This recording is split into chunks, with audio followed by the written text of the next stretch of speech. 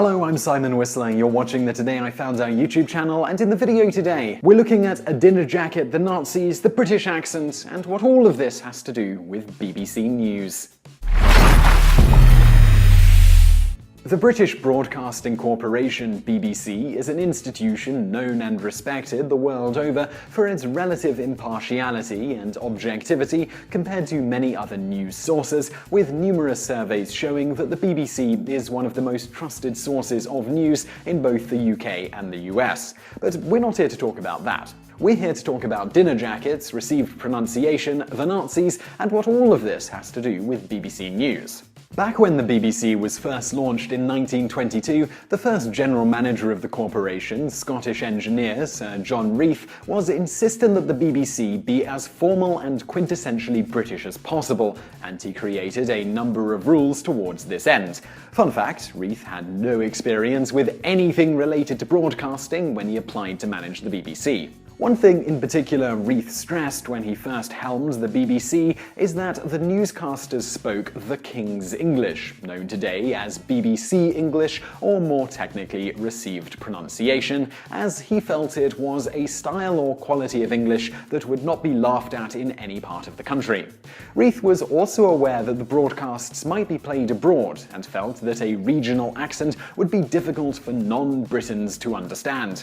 Reith also noted, "We have made a special effort to secure in our stations men who, in the presentation of programme items, the reading of news bulletins and so on, can be relied upon to employ the correct pronunciation of the English tongue. I have frequently heard that disputes as to the right pronunciation of words have been settled by reference to the manner in which they have been spoken on the wireless." No one would deny the great advantage of a standard pronunciation of the language, not only in theory, but in practice.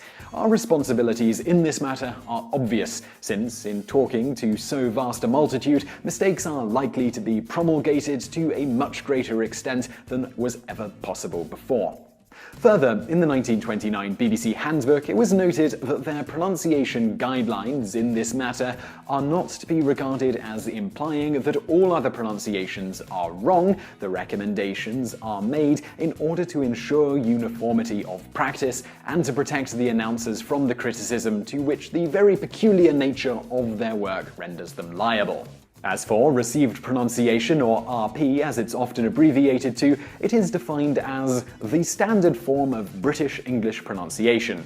Though, funny enough, RP is only used by an estimated 2 to 3% of English people today, with the number of Scottish, Irish, and Welsh users being described as negligible. First defined in 1869 by linguist A.J. Ellis, received pronunciation basically entails pronouncing your words properly as they are written in the dictionary.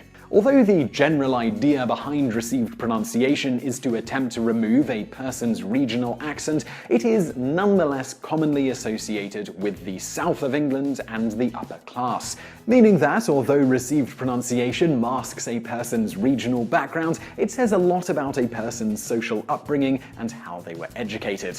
With this in mind, although one of Reith's goals in using RP was to appeal to the widest audience possible, many listeners still felt alienated by the broadcasts being beamed into their homes because of this upper-class accent being used.